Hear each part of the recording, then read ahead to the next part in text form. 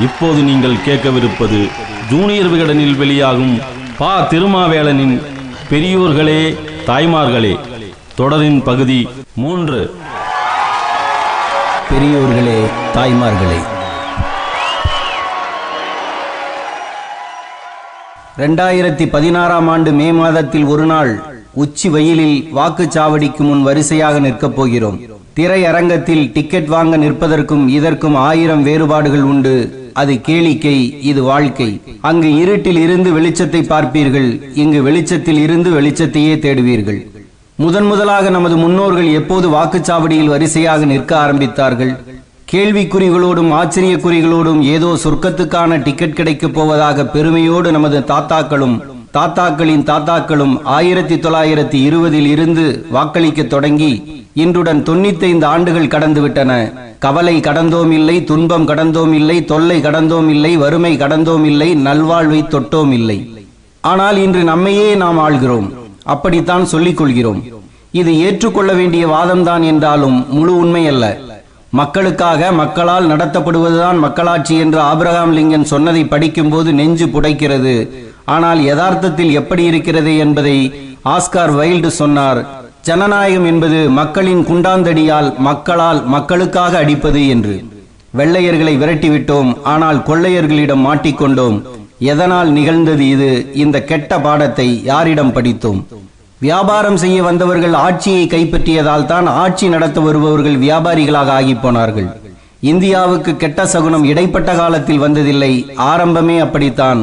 முதல் கோணல் முற்றும் கோணல் என்று இதைத்தான் சொன்னான் ஆதித்தமிழன்.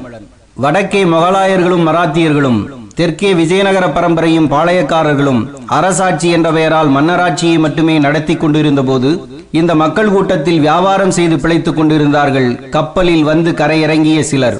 அவர்கள் இனத்தால் நாட்டால் போர்ச்சுகீசியர்கள், டச்சுக்காரர்கள், பிரெஞ்சுக்காரர்கள், பிரிட்டிஷ்காரர்கள் என்று அழைக்கப்பட்டார்கள். ஆனால் நிறமும் குணமும் ஒன்றுதான். வியாபார தந்திரம் மூளையில் முளைத்தது, இரத்தமாகவே அது ஓடியது. அவர்களது அஸ்திரமாக இருந்தது கரன்சி. அது கப்பல் மூலமாக கடலில் மிதந்து வந்து சேர்ந்தது. நாடு முழுக்க அப்போது நடந்து வந்த உள்நாட்டு குழப்பங்கள் முதல் போடாமல் மூக்கை நுழைக்க இந்த வியாபாரிகளுக்கு பாதை அமைத்து கொடுத்தது. போர்ச்சுகீசியர்கள் கோவாவை முற்றுகையிட்டு இராணுவ நிர்வாகத்தை முதலில் அமைத்தார்கள். டச்சுக்காரர்களுக்கு நிர்வாகத்தில் நாட்டமில்லை, வியாபாரம் செய்து வருமானம் வந்தால் போதும் என்று மன நிம்மதி அடைந்து கொண்டார்கள். பிரெஞ்சுக்காரர்களுக்கு நிர்வாக ஆர்வமும் இல்லை, வியாபார நோக்கமும் இல்லை. பொருட்களை மொத்தமாக சேகரித்து வைத்து கைமாற்றிவிடும் பண்டகச்சாலைகளை மட்டுமே ஆரம்பத்தில் தொடங்கினார்கள். இந்த கிடங்குகளை பாதுகாக்க இராணுவம் வைத்துக் கொண்டார்கள்.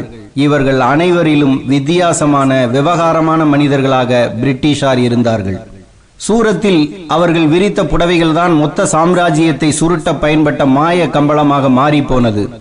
இராணுவ வலிமை, நிர்வாக திறன், வியாபார தந்திரம், பண்டகசாலை பராமரிப்பு என்ற 4ம் ஒரு சேர பிரிட்டிஷாருக்கு இருந்தது. இங்கே கிளம்பி வரும்போதே தனக்கு சொந்தமில்லாத தேசத்தை சுரண்டுவதற்கு அங்கிருந்தபடியே பட்டயம் போட்டு கொடுத்து விட்டார் ராணி எலிசபெத்.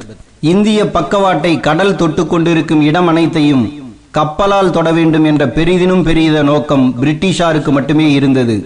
அதனை நீள்கடல் வாணிபம் என்பார்கள் வரலாற்று ஆசிரியர்கள். கடல் பரப்பு நகரங்களுக்குள் புகுந்து நிலங்களை கைப்பற்றினார்கள். கணக்கு பார்க்காமல் நிலங்களை தாரை வார்ப்பது அப்போதே தொடங்கிவிட்டது, இப்போதும் தொடர்கிறது. அந்த காலத்தில் இதற்கு திவானி என்று பெயர். யாருக்கு சொந்தமாக குறிப்பிட்ட நிலப்பரப்பு இருக்கிறதோ அந்த இடத்தின் வருவாய் அதிகாரமும் நீதி நிர்வாகமும் அந்த நில உடைமையாளருக்கே போய்விடும் என்பது திவானி முறை. அதாவது இடங்களை விலை கொடுத்து வாங்குவதன் மூலமாக அந்த வட்டாரத்து மக்களை மறைமுகமாக விலை கொடுத்து வாங்கினார்கள். அந்த வட்டாரத்தில் வரி வசூலிக்க நியமிக்கப்பட்டவர்கள் தான் கலெக்டர்கள், அதாவது வரியை கலெக்ட் செய்பவர்கள். இன்று மாவட்ட ஆட்சித் தலைவர்களை கலெக்டர்கள் என்று அர்த்தமில்லாமல் அழைத்துக் கொண்டிருக்கிறோம். இந்த கலெக்டர்களை கண்காணிக்க கிழக்கிந்திய கம்பெனியில் 18 குழுக்கள் இருந்தன. அந்த குழுக்களில் இருந்தவர்களும் நிர்வாகிகளும் பிரிட்டிஷார் தான். இங்கு வசூல் செய்த பணத்தில் கணிசமான தொகையை தங்கள் நாட்டுக்கு கொண்டு சென்று நிர்வாகிகள் பதுக்க ஆரம்பித்தார்கள். கிழக்கிந்திய கம்பெனி அதிகாரிகள் அனைவரும் இங்கிலாந்தின் பெரும் செல்வாக்கும் பெற்ற பணக்காரர்களாக மாறி வருவது இந்தியாவுக்கு தெரியாமல் இருக்கலாம், ஆனால் அங்கு தெரியுமல்லவா? இப்போதும் சில வட இந்திய அதிகாரிகள் தமிழகத்தில் சொத்து வாங்கினால் தெரிந்துவிடும் என்று தங்கள் சொந்த மாநிலத்தில் வாங்கி குவிப்பது இந்த கிழக்கிந்திய கம்பெனி ரத்தம் ஓடுவதால் தான். எத்தனை சட்டங்கள் போட்டு கண்காணிப்புகளை பலப்படுத்தினாலும் திருடர் கூட்டம் திருடிக் கொண்டே இருக்கும் அல்லவா? கம்பெனி நிர்வாகிகளை மொத்தமாக அகற்றிவிட்டு ராணி விக்டோரியா நேரடி ஆட்சியை 1858ஆம் ஆண்டு எடுத்துக்கொண்ட போது அரசாங்க செயலாளர் எனப்படும் செக்ரட்டரி ஆஃப் ஸ்டேட் என்ற பதவி உருவாக்கப்பட்டது. கிழக்கிந்திய கம்பெனியின் போர்ட் ஆஃப் கண்ட்ரோலருக்கு பதிலாக இந்த பதவி உருவாக்கப்பட்டது. அதாவது வர்த்தகர்களை அப்படியே ரசாயன கலவையால் ஆட்சி நிர்வாகிகளாக மாற்றினார் விக்டோரியா. ஏன் அரசியல்வாதிகள் அனைவரும் வியாபாரிகளாக இருக்கிறார்கள் என்ற சூட்சுமம் உங்களுக்கு புரிகிறதா?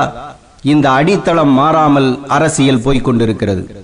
தனக்கு முன்பு ஆட மறுத்த நடனமாதுவின் தலையை வெட்டிவிடச் சொன்ன அகமதாபாத் கவர்னரும் எதிரியின் மேல் உதட்டுடன் மூக்கையும் வெட்டிவிட்டு அந்த வெட்டப்பட்ட மூக்குகளை சேகரித்து வைத்த மைசூர் அரசரும் வரி கட்டாதவர்களை அரைக்கால் சட்டை போடச் சொல்லி அதற்குள் பூனையை விட்ட மன்னர்களும் தன்னை தவிர அரச ரத்தத்தை சேர்ந்த ஆண் வாரிசு யாருமே இருக்கக்கூடாது என்று நினைத்து படுகொலை செய்த முகலாயர்களும் ஒருவரை ஒருவர் சந்திக்கும் போது மறைமுகமாக வைத்திருந்த புலி நகங்களால் படுகொலை செய்த பெரிய மனிதர்களும் நவாபுகளை தலையாட்டி பொம்மைகளாக வைத்து எல்லா குரூரத்தையும் செய்து காட்டிய ராபர்ட் கிளைவுகளும் தன்னுடைய வியாபாரத்தை பாதிக்காதவரை எது நடந்தாலும் அதை பற்றி கவலைப்படாத வெர்லஸ்டுகளும் உயர் பதவிகள் அனைத்தையும் ஆங்கிலேயர் மயமாக்கிய காரன்வாலிஸ்களும் சுதந்திர போராட்டத்தை கலகம் என்று கொச்சைப்படுத்தி கண்மண் தெரியாமல் சுட்டு அடக்கிய வில்லியம் பெண்டிங்கும் ஒரு கப்பல் கொள்ளும் அளவுக்கு சட்ட புத்தகங்களை கொண்டு வந்து மூச்சு திணற வைத்த கர்சானும் தன்னுடைய ஆளுகை எல்லைக்கே வராமல் எல்லாம் என் சொத்து என்று சொல்லி சுரட்டிய விக்டோரியாவும்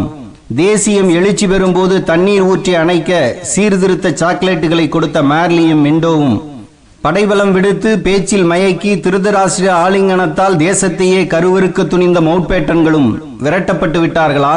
இல்லை, வேறு வேறு பெயர்களில் வாழ்ந்து கொண்டிருக்கிறார்கள். வேண்டுமா வேண்டாமா இன்னொரு சுதந்திர போர்?